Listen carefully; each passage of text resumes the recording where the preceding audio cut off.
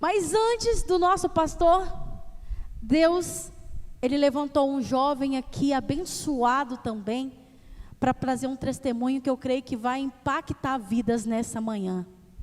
E eu quero convidar aqui José Vitor, da Igreja Metodista Canaã, em Cachoeiros de Itapemirim, que vai estar nessa manhã testemunhando aos nossos corações.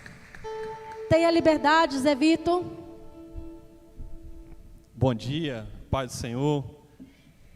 Muita alegria poder estar aqui nesse altar para trazer um pouco do meu testemunho, algumas coisas que eu vivenciei na juventude, mas que foi necessário para que eu pudesse estar aqui hoje falando com vocês. E eu quero deixar antes de mais nada, um breve versículo, porque eu falo assim que a nossa vida ela tem que ser baseada na palavra do Senhor. A gente tem que ter a palavra do Senhor como nossa base, e todo testemunho ele tem que ter a palavra do Senhor.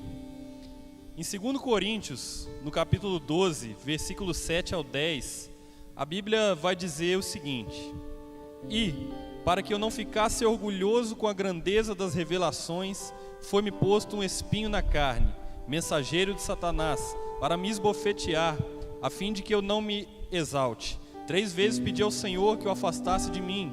Então ele me disse: a minha graça é o que basta para você, porque o poder se aperfeiçoa na fraqueza.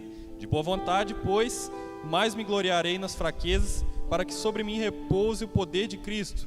Por isso, sinto prazer nas fraquezas, nos insultos, nas privações, nas perseguições, nas angústias, por amor de Cristo, porque quando sou fraco, então é que sou forte. Meu nome é José Victor, eu faço parte da Igreja Metodista Nova Canaã, em Cachoeiro de Itapemirim. Eu tenho 26 anos e acredito que, assim como muitos dos que estão aqui, eu sou um jovem que eu fui nascido, criado na Igreja Metodista, sob ensino da escola dominical, sob princípios bíblicos, uma criação cristã. Porém, quando eu estava passando dos 17 para os 18 anos, eu entrei em um emprego. E eu lembro que eu orei muito a Deus pedindo uma porta de emprego, e Deus abriu essa porta, e Deus falava no meu coração que eu entraria naquele lugar para fazer a diferença. E aí entrei naquele emprego. Porém, quando eu entrei naquele emprego, eu já era um jovem que ministrava a palavra do Senhor, já era um jovem que participava ativamente das programações, Só que quando eu comecei a me posicionar lá dentro do meu trabalho, contrário a alguns princípios mundanos, eu comecei a sofrer uma perseguição muito grande. Eu estava ali agora no banco, em oração, e o Senhor ministrava ao meu coração para falar como que isso começou na minha vida. Porque várias vezes que eu conto testemunho, às vezes eu trago algumas ênfases em algumas áreas, porque eu vivenciei muita coisa. E quando eu me posicionei no sentido de que as pessoas estavam me incentivando a praticar pecados de imoralidade sexual, e um dia eu me posicionei e eu falei: eu sigo os princípios cristãos da palavra do Senhor e eu vou me guardar para o casamento. Então, naquele dia, quando eu disse aquilo, eu comecei a sofrer uma perseguição muito grande. E em um momento de fraqueza e vulnerabilidade na área sentimental, aquilo começou a perturbar a minha mente. Satanás ele começou a enviar esses mensageiros, e dessa forma aquilo começou a surgir na minha mente como um sentido de que eu tomar aquela atitude era uma fraqueza. Só que eu entrei em várias áreas, com o objetivo de me encorajar a praticar coisas que não eram do Senhor. E nesse momento eu entrei em bebidas alcoólicas. Posteriormente comecei a utilizar muitas drogas. E aí passei vários anos afastado e tentando retornar à presença do Senhor. Foram momentos em que eu passei por uma inconstância muito grande, porque eu sabia que eu estava num caminho que não era do Senhor, um caminho que não era o que o Senhor queria para mim, porque o Senhor ele tinha um chamado, ele tem um chamado na minha vida, ele tem um chamado na sua vida, cada um de nós tem um propósito, e eu sabia disso, sempre soube, e passei por um momento de muita aflição. Então foram alguns anos lutando contra diversos tipos de pecados. E muitos desses pecados relacionados a vícios, relacionados à imoralidade sexual. E ali naquele trabalho eu comecei a ser humilhado, comecei a ser perseguido. Então foram alguns anos lutando. E eu quero chamar a atenção para a forma como Satanás ele age na vida do jovem. Eu iniciei esse testemunho falando que eu comecei me posicionando contra as mazelas desse mundo. Porém, ele tentou reverter aquela que seria a atitude conforme o Senhor quer, transformando aquilo numa coisa que parecia ser fútil, numa coisa que parecia ser uma fraqueza. Então Satanás ele age nas nossas fraquezas, nas nossas mazelas. Nós somos formados de espírito, alma e corpo. Ele primeiramente vai tentar fazer com que você entre no pecado. Ele vai te fazer você ser introduzido no pecado. Quando ele não consegue te introduzir no pecado, ele começa a te perseguir, tentando ferir o seu espiritual, que é o seu contato com Deus.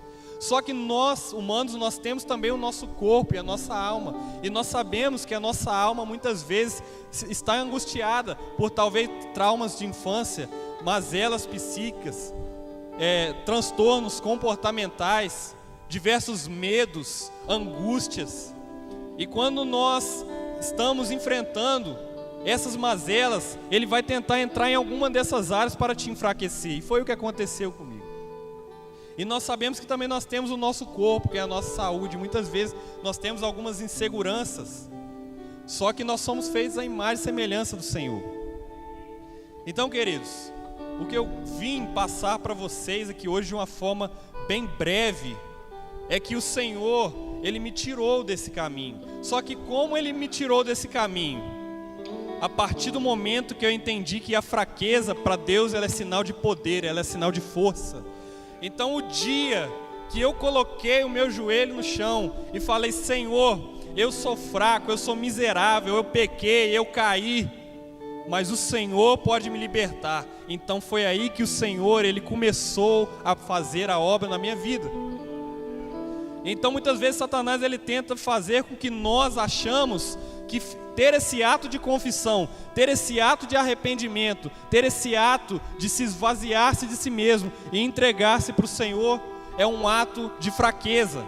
Mas na verdade para Deus isso é um ato de força. E quando nós entendemos que a nossa fraqueza ela é um objetivo de Deus para nos aproximar dEle, então aí Ele começa a fazer a obra na nossa vida. Porque o dia que eu tentei com minhas próprias forças entender que eu era forte, como eu disse, eu passei por vários momentos de inconstância. Às vezes eu voltava para a casa do Senhor, conversava com o pastor: eu quero voltar, eu quero continuar firme. Só que aí às vezes passava alguns meses firme, passava alguns meses ali tranquilo, e aí às vezes achava que era forte e caía novamente. Então isso é algo que nós jovens temos que enfrentar. E temos que entender que a nossa força, ela não está no nosso próprio braço. A nossa força, ela está em se derramar aos pés do Senhor. A nossa força está em dizer para o Senhor: Senhor, eu tenho um problema talvez com vício. Senhor, eu tenho um problema com trauma. Eu tenho um problema com alguma coisa que é uma mazela para a minha mente. Mas Senhor, me ajuda. E para isso você tem que contar com pessoas. Você tem que procurar seus pastores, seus líderes. Você tem que se abrir. O salmista diz no Salmo 51 que enquanto ele encobriu os pecados dele, os ossos dele se envelheciam. E é assim que acontece, porque nós muitas vezes temos medo de confessar. Nós temos medo de admitir para nós mesmos que nós temos certa fraqueza.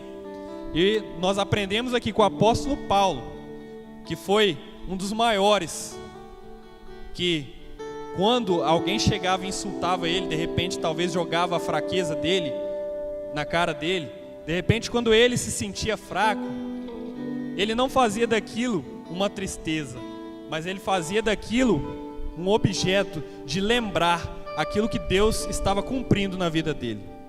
E isso é o que Deus quer fazer comigo e com você, com cada um que está aqui. Durante todo esse tempo, uma coisa me ajudou muito. Minha mãe nunca desistiu de mim. Minha mãe, também metodista, orando fervorosamente, clamando. E muitas vezes, por causa dessas fraquezas, por causa desses maus caminhos, nós discutimos, nós choramos. E porque o pecado é assim, ele divide nós daqueles que querem o nosso bem. Então, meu irmão, minha irmã, jovem, você que está aqui, pai, mãe, que tem o seu filho, não desiste de orar por ele. Não desiste de pagar o preço pela vida do seu filho. E você que é jovem, se de repente você acha que você é forte demais, não pense assim. Confesse as suas fraquezas para o Senhor, porque o Senhor ele quer entrar lá dentro do seu íntimo e transformar a sua fraqueza em um testemunho. Porque o próprio apóstolo Paulo disse que ele não se envergonha do Evangelho, porque o Evangelho é poder de Deus para a salvação. Então, meus irmãos e minhas irmãs, se eu estou aqui hoje, não é pelo mérito do meu braço, é porque o Senhor, Ele está fazendo a obra na minha vida. Eu hoje, para a honra e glória do Senhor, eu me encontro na posição de SD do Distrito Sul, lá do Espírito Santo, de jovens. Tenho ajudado e tentado conectar a juventude das igrejas.